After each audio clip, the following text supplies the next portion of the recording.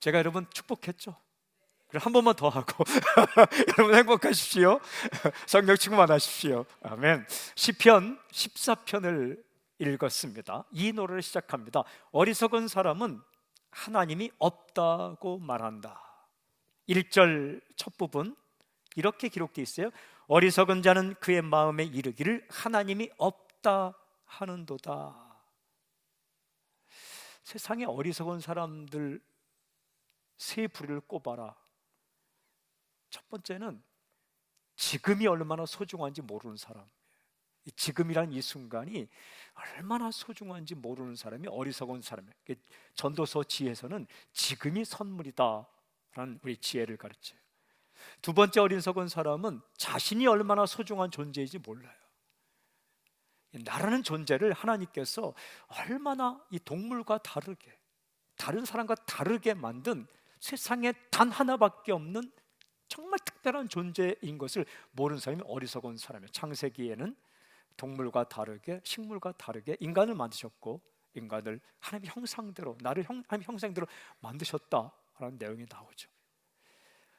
근데 가장 어리석은 사람이 누구인가? 오늘 하나님이 없다고 생각하고 그렇게 말하는 사람이 어리석은 사람입니다. 어리석은 사람 1번입니다. 세상에 대해 아무리 많이 알아도 하나님이 계시다는 것을 모르는 것은 무지요 어리석음이다 라고 노래합니다. 가장 중요하고 가장 확실한 사실은 하나님이 존재하신다 라는 것인데 그것을 모르기 때문입니다. 질문: 하나님의 존재를 인정하지 않는 사람은 어떻게 살아갈까? 멋지게 보이죠? 시편은 그렇지 않다라고 노래해요. 하나님의 존재를 인정하지 않는 사람, 하나님이 없다고 생각하고 말한 사람은 어떻게 살아갈까? 이렇게 노래합니다. 어리석은 사람은 그 행실이 가증하다. 하나님의 존재를 인정하지 않으면 결국 행실이 망가질 수밖에 없다라고 노래합니다. 1절 후반부: 그들은 부패하고 그 행실이 가증하니 선을 행하는 자가 없도다. 부패하고 가증하게 될 수밖에 없다. 부패하다라는 것은 냄새나고 썩었다라는 거예요. 그럼 새로운 물이 흘러야 냄새가 안 나요. 깨끗한 물이 흘러 들어와야 냄새가 안 나는데 하나님의 생각이 들어오지 않으니까, 인간적인 생각으로 꽉 차 있으니까 냄새나고 부패할 수밖에 없는 거예요.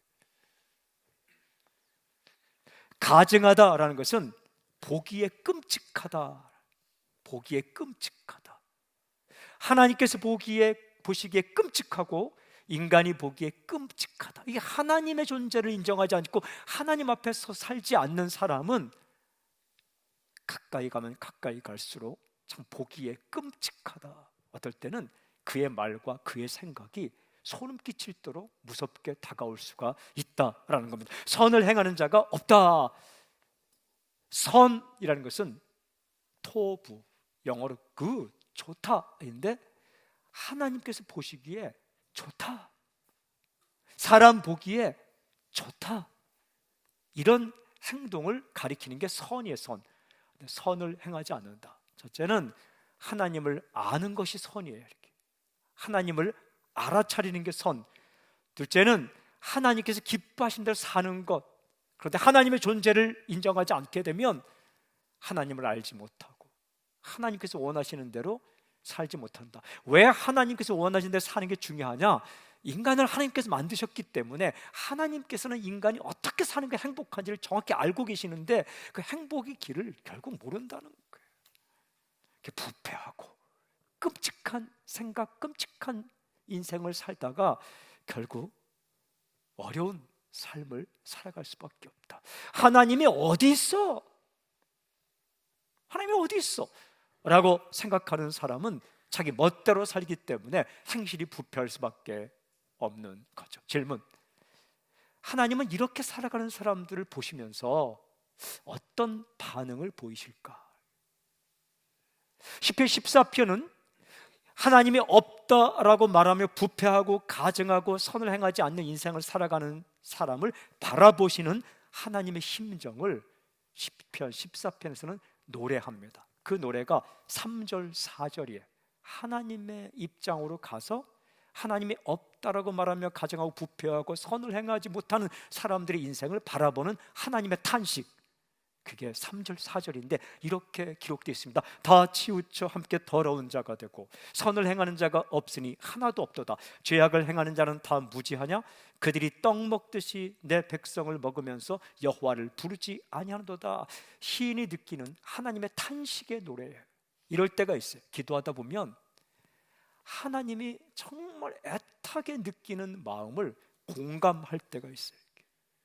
어떤 영혼을 바라보며 사회를 바라보며 이 시인이 그렇게 살아가는 사람을 바라보는 하나님의 마음을 공감하며 탄식의 노래를 부릅니다. 첫 번째는 다 치우쳐 함께 더러운 자가 되고, 다 치우쳤구나, 더러운 자가 되었구나. 치우쳤다, 치우치다라는 것은 정확한 뜻이 벗어났다라는 겁니다.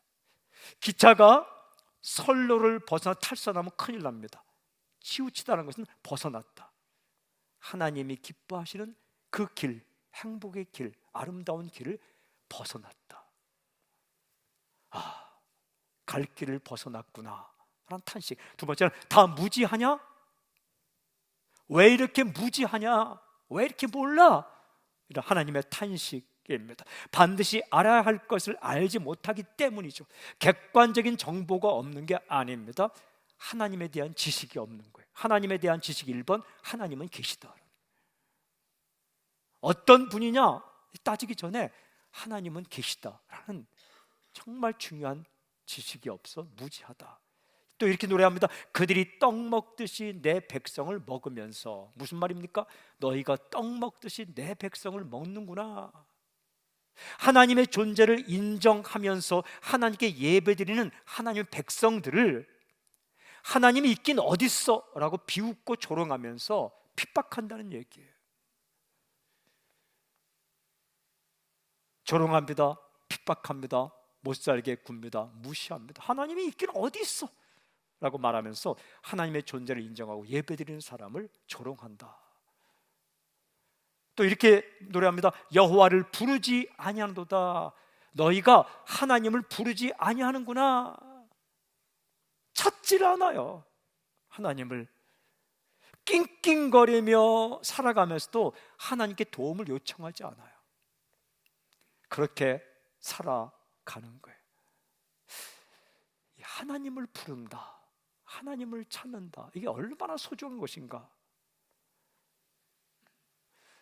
제가 좀 이따 세 번째 포인트에서 말씀드리겠지만, 어제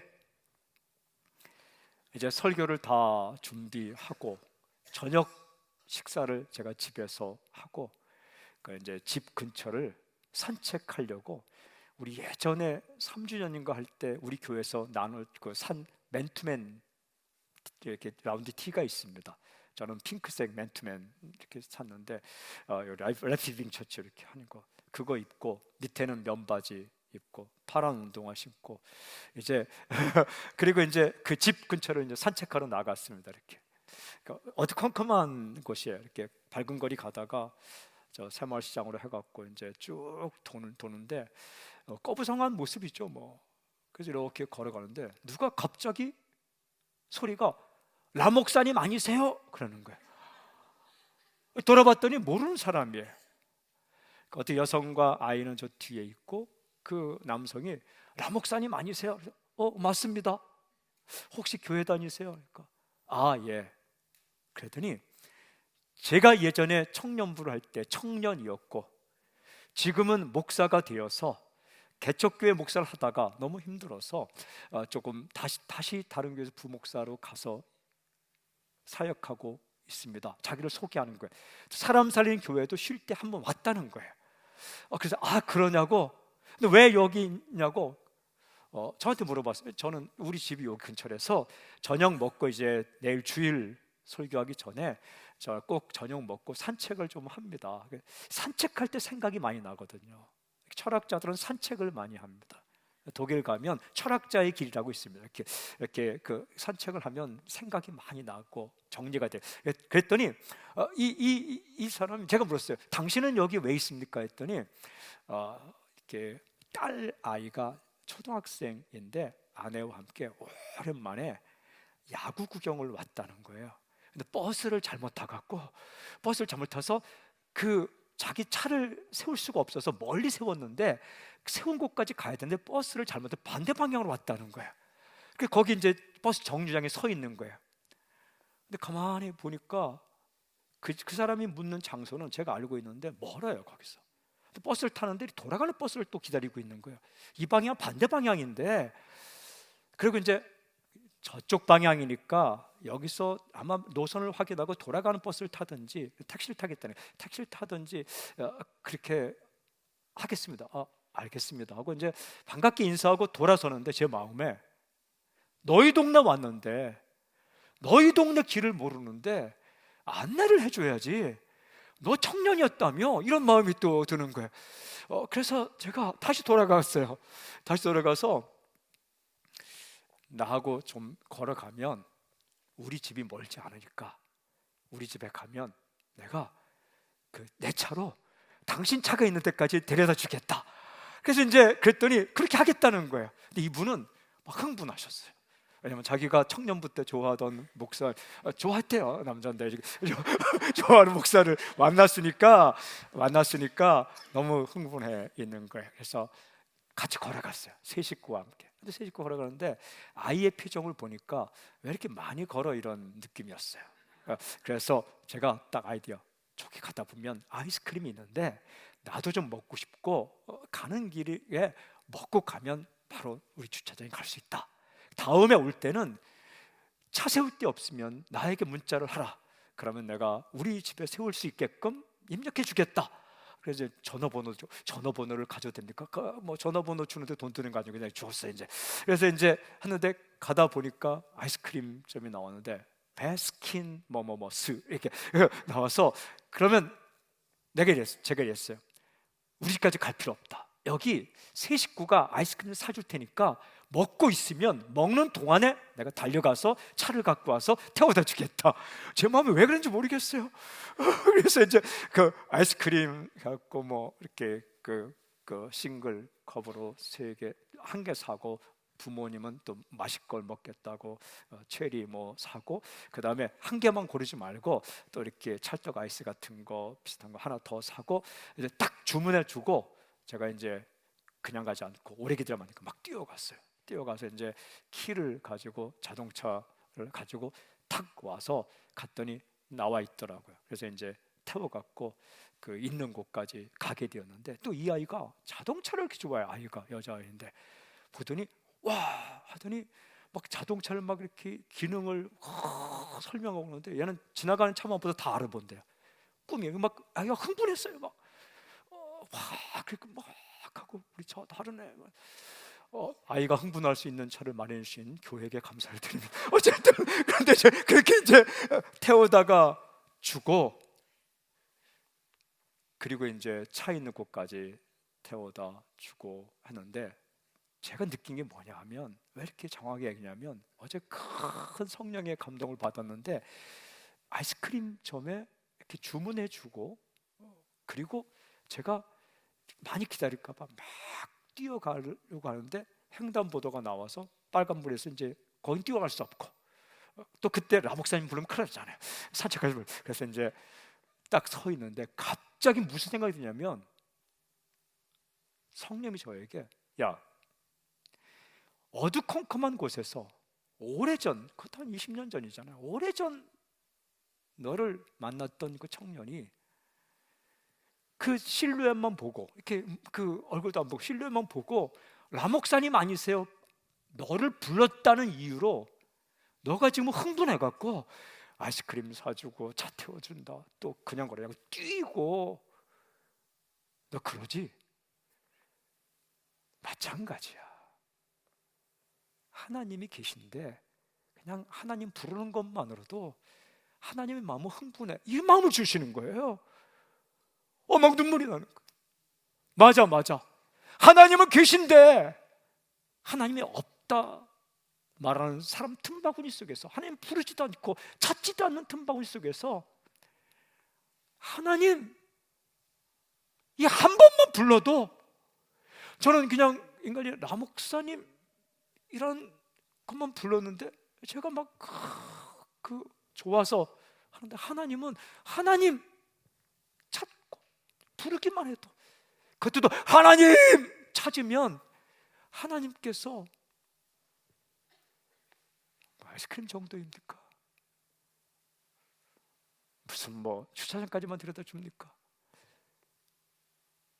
그런 거야 라고 하시더라고요. 그래서 저는 설교를 준비해 놓으면 꼭 한 문화씩 이렇게 체험하게 하는데, 이번 지난 주간은 체험이 없었는데 딱 그날 이렇게 반복 산책할 때, 그래서 그렇구나, 예배가 그런 거구나, 믿음이라는 게 그런 거구나, 하나님을 찾는 거구나, 하나님을 찾는 거구나. 아이가 배고프면 엄마, 또 힘들면 엄마, 힘들 때 또 기쁠 때 엄마 나 100점 맞았어, 기쁠 때도 찾고 슬플 때 찾고, 이게 믿음이구나, 이게 신앙이구나. 제가 그래서 차에 타고 가면서 그 목사님이 아내와 함께 딸과 함께 저한테 막 감사합니다. 나한테 감사할 거 없다고. 저는 목사님 때문에 내일 제가 이 드라이한 설교문이 아니라 이게 실생활에서 이 깨달음을 주셨다고, 제가 이거 쓰겠다고 차에 타고 얘기하고 오자마자 여기다 적어놨어요. 그랬더니 문자가 왔어요. 목사님 너무 오늘 감사합니다. 그래서 같이 찍었던 사진, 저 그 딸아이하고 찍었거든요. 찍은 사진 그거 보내주셔서 제가 저 오늘 깨달음을 주셔서 너무 고맙습니다 라고 이렇게 문자를 보내는데 또 왔더라고요. 저 누구누구예요 딸이, 저 누구예요, 아이스크림 감사해요. 그래서 제가 또 이렇게 고마워 이렇게 보냈죠. 굉장히 중요한 걸 깨달았어요. 한 번만 불러도 사람도. 제가 집에 왔는데 이런 생각, 그래도 아직 몸이 많이 망가지지는 않았는가 보다. 어두운 밤중에 실루만 보고 저를 알아본 정도니까 그러니까 감사하다는 생각이 들으면서 부르는 게 믿음이구나. 창세기에 보면 에노스가 하나님의 이름을 불렀더라, 여호와 이름을 불렀더라 라는 기록이 5장에 나와요. 여호와의 이름을 부르는 곳에 믿음이 있는 거예요. 주의 이름을 부르는 곳에 교회가 있는 거예요. 근데 어리석은 사람은 하나님 부르지 않는다, 찾지 않는 거예요. 부른다는 것은 존재를 인정하는 거예요. 부른다는 것은 도움을 요청하는 거예요. 부른다는 것은 정말 좋은 감정을 말하는 거예요. 근데 어리석은 사람은 하나님을 부르지 않고 찾지 않고 존재를 인정하지 않고, 그러면 어떻게 살게 되느냐? 오늘 읽은 시편을 보면 14편 5절에 이어지는 5절에 이렇게 노래하고 있습니다. 그러나 거기서 그들은 두려워하였으니, 떵떵거리고 잘 사는 것 같지만 하나님이 존재를 인정하지 않으면 두려워한다. 어디서? 성경에 거기서란 장소적인 개념이기도 하고 시간적인 개념이기도 합니다. 죄악을 범하는 거기서 두려움에 휩싸인다. 죄악을 범하는 그때 두려움에 휩싸일 밖에 없다. 두려워하고 두려웠다. 히브리 말은 2번 반복하면 강조가 되는 겁니다. 하나님의 존재를 인정하지 않으면 두려움으로 갈 수밖에 없다. 굉장히 자신감 넘치는 것 같지만 내가 어디서부터 왔는지 어디로 가는지 모르는 사람은 두려움에 휩싸일 수밖에 없다. 마음 한편으로 두렵다는 거예요. 살아가는 거기, 그 자리에서 그때에 두려울 수밖에 없다. 결국은 망가지게 된다. 많은 것을 가져도 마지막 순간에 두려움에 휩싸여서 인생이 망가질 수밖에 없다.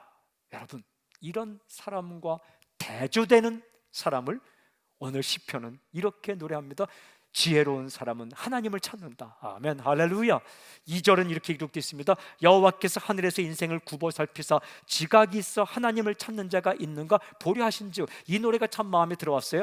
여호와께서 하늘에서 인생을 굽어 살피사 보려 하신즉, 하나님께서 하늘에서 인생을 굽어 살피셔서 보고 싶어 하십니다. 살피고 있다는 거예요. 한 사람을 찾고 있다는 겁니다. 누구를 찾아요? 이렇게 기록되어 있죠. 지각이 있어 하나님을 찾는 자. 이런 사람 보고 싶어 한다는 거예요. 보려 하신즉, 보고 싶어 한다. 지각이 있다라는 것은 정확히 번역하면 지혜롭다, 슬기롭다. 다른 번역에는 지혜롭다, 슬기롭다. 어리석다는 말에 완전히 대조되는 말입니다. 지혜로운 사람은 어떻든가? 하나님을 찾는 자. 하나님을 찾는 자가 지혜로운 사람이다. 하나님의 존재를 인정한다. 하나님을 의지하고 하나님을 부르고 하나님께서 기뻐하는 길을 가고 싶어하는 이 하나님을 찾는 자, 이 사람을 보고 싶어한다. 시편 14편 말씀을 묵상하는데 아주 맥을 같이 하는 내용이 역사서에 나오더라고요. 역대하 16장 9절, 여호와의 눈은 온 땅을 두루 감찰하사 전심으로 자기에게 향하는 자들을 위하여 능력을 베푸시나니, 예언자 하나니가 아사 왕, 남유다 아사 왕에게 한 말입니다. 하나님의 눈은 온 땅을 두루 살피신다는 거예요. 사람을 찾고 있는 겁니다. 어떤 사람 찾습니까? 전심으로 하나님을 향하는 자. 이런 사람을 좋아하십니다. 이 사람 찾고 있습니다. 그리고 그 사람에게 능력을 베풀어 주신다. 여러분, 인간이 사람 찾는 기준과 하나님께서 사람 찾는 기준은 다를 수가 있어요.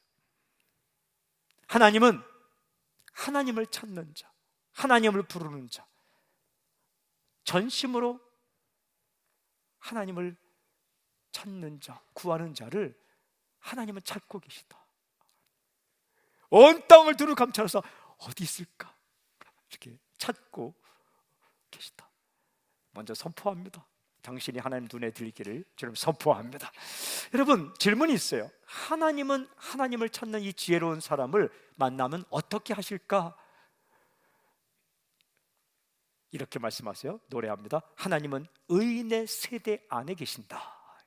여러분, 우리가 읽은 시편 14편에는 아주 구체적으로 노래하고 있어요. 5절 후반부에 굉장히 중요한 노래가 납니다. 하나님이 의인의 세대에 계심이로다. God is in the generations of the righteous. 그러니까 하나님은 in, 어디 안에 있다. The generation of the righteous, 의로운 제너레이션, 세대 가운데 계시다라는 거예요. 여기 말에 의인의 세대, 이 표현이 무게감이 있고 참 좋습니다. 가볍지 않고 굉장히 무게감이 있고 좋은 표현입니다. 의인의 세대란 무엇인가? 시편 14편 앞부분에 나온 어리석은 사람처럼 살지 않고 하나님의 존재를 인정하고 하나님을 찾는 지각이 있는 자를 가리키는 거예요. 하나님은 계시다 라고 믿고 하나님을 부르고 하나님을 찾는 사람을 의인의 세대라고 표현하고 있습니다. 이 여러 번역본이 있지만 킹 제임스 버전에 잘 번역하고 있는데 The generation of the righteous, 의인의 세대라고 정확하게 히브리어를 아주 직역해서 번역하고 있습니다. 우리 개역개정, 우리가 읽은 성경도 히브리어를 직역해서 잘 번역해서 의역하지 않고 의인의 세대, 묵직합니다. 펀치력이 있습니다. 이 사람 이런 사람 안에 하나님께서 계시다. 하나님이 함께 계시고 이런 사람을 하나님이 사용하신다. 의인의 세대. 이 노래가 참 좋았어요. 그래서 오늘 설교 제목으로 정했습니다. 의인의 세대. 의인의 세대. 이 표현 말 그대로 바꾸지 않고 오늘 메시지 제목으로 정했어요. 제가 정해놓고 보니까 참 묵직하고 참 좋더라고요. 의인의 세대. 의인의 세대. 의인의 세대. 뭘 대단해서가 아니라 하나님이 없다라고 말하는 이 무지한 어리석은 사람들 tum바구니 속에서 하나님은 계시다. 그리고 힘들 때나 좋을 때 하나님 부르는 이 사람, 이 의인의 세대와 하나님은 함께 계시고 이 사람의 능력을 베푸시며 이 사람을 사용하신다라는 거예요. 이런 사람에게 어떤 일 하실까? 이어지는 6절은 이렇게 노래합니다. 너희가 가난한 자의 계획을 부끄럽게 하나 오직 여호와는 그의 피난처가 되셨다. 의인의 세대를 조금 다른 각도에서 가난한 자라고 표현합니다. 가난한 자는 무엇입니까? 하나님 앞에서 자신을 낮추는 자, 가난한 마음으로 교만하지 않고 자신을 낮추는 자. 예수님께서 말씀한 마태복음 5장 3절에 심령이 가난한 자, 똑같은 의미입니다. 자신을 낮추고 하나님의 도우심을 구하는 사람, 이 사람을 너희는 부끄럽게 하나. 너희는 누구입니까? 앞으로 나온 어리석은 사람들, 하나님이 없다 말하는 무신론자들, 사상적인 무신론, 하나님이 없다, 도덕적 무신론, 하나님이 없는 것처럼 행동하는 이 무신론자들이 부끄럽게 한다는 것은 비웃고 조롱하고 업신여긴다는 거예요. 하나님이 있기는 어디 있어? 하지만 하나님은 이렇게 말씀하는, 오직 여호와는 그의 피난처가 되시도다. 하나님은 그의 피난처가 되신다. 이 앞부분에 그 어리석은 사람들은 하나님을 찾은 사람의 계획을 부끄럽게 한다. 여기 계획은 인생관, 역사관, 가치관, 이런 거예요. 하나님을 찾는 사람이 가지고 있는 인생관, 역사관, 가치관을 우습게 여긴다는 거예요. 하지만 하나님은 그 하나님을 찾는 자의 피난처가 되신다. 피난처가 된다는 것은 쉼을 주신다는 거예요. 평안을 준다는 겁니다. 어리석은 사람은 결국 두려움에 휩싸이지만, 두려워하지만 하나님을 찾는 자에게는 피난처, 쉼과 평안을 주신다. 제가 이 말씀 묵상하는데 우리 주님 예수님의 말씀이 생각났어요. 마태복음 11장 28절, 수고하고 무거운 짐진 자들아 다 내게로 와, 내가 너를 쉬게 하리라. 내가 너를 쉬게 하리라. 주님을 찾고 주님께로 가면 쉼을 주시겠다. 마치 뜨거운 햇빛이 장렬하는 그곳에서 그늘이 되어주신다. 고대 근동은 햇빛이 셉니다. 그런데 그늘 되어주신다. 비바람이 칠 때에, 비가 막 올 때, 새가 막 날개가 젖을 때 그 바위 틈새로 갑니다. 바위 틈새 가서 속에 들어가서 푸두둑 털면 비바람을 피합니다. 그게 만세반석 열리니가 다 그겁니다. 반석이 열렸는데 반석 사이에 새가 들어가서 쉬는 거예요. 하나님께서 그렇게 우리에게 쉼과 평안을 주신다. 정말 추운데 이 추위로부터 새끼새를 지켜주는 어미새의 품, 그렇게 품어주신다.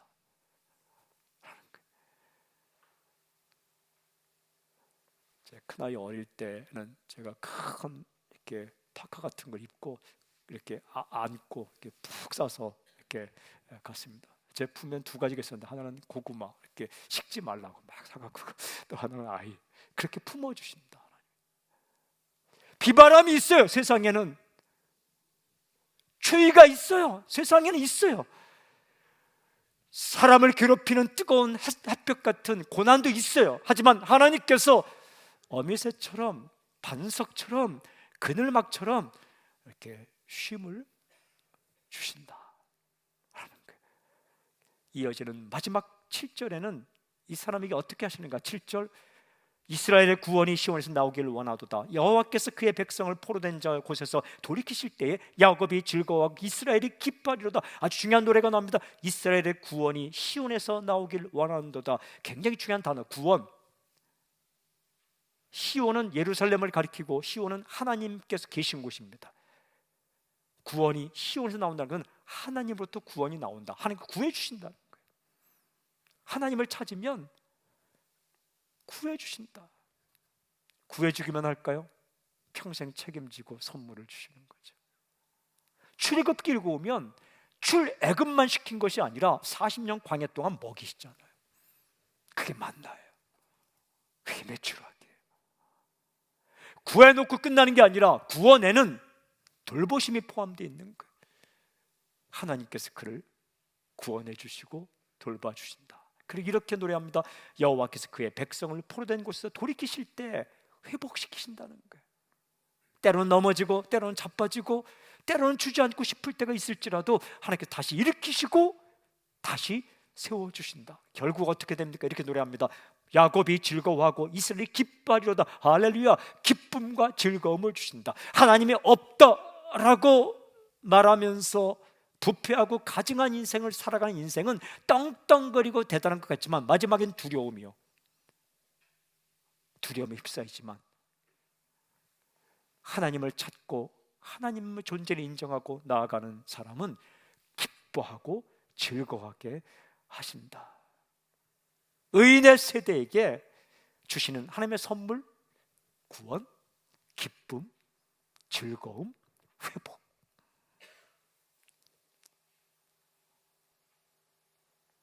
사랑하는 여러분, 하나님이 보시기에 어리석은 사람으로 살지 마십시오. 하나님이 없다라고 말하며 하나님께 싫어하는 길을 가며 두려움에 휩싸여 사는 사람들 많이 있습니다. 그러면서도 하나님의 존재를 믿는 사람을 무시하고 조롱하는 사람들 있죠. 사랑하는 여러분, 사람이 아무리 하나님의 존재를 지워내려 해도 하나님의 존재를 지워내면 인간 자신이 주인이 될 것처럼 착각하지만 하나님은 여전히 살아 계십니다. 먹구름이 있을 때에도 먹구름 너머 태양이 있는 것처럼, 여전히 있는 것처럼 사람들이 부인해도 하나님은 여전히 존재하십니다. 하나님의 존재를 인정하고 하나님의 이름을 부르며 하나님을 찾는 이 지혜로운 사람, 이 의인의 세대, 이 사람 가운데 하나님이 계신데, 이 의인의 세대, 의인의 세대, 이 노래가 당신의 꿈이 되기를 주님 선포합니다. 이 의인의 세대, 이것이 당신의 인생의 소원이 되기를 주님 선포합니다. 이 노래가 당신 삶이 되길 바랍니다. 할렐루야. 지금 이 자리에 살아계시고 우리의 찬양과 예배를 받으신 주님을 찬양합니다. 할렐루야. 아멘. 주를 높여 드립니다. 할렐루야. 아멘.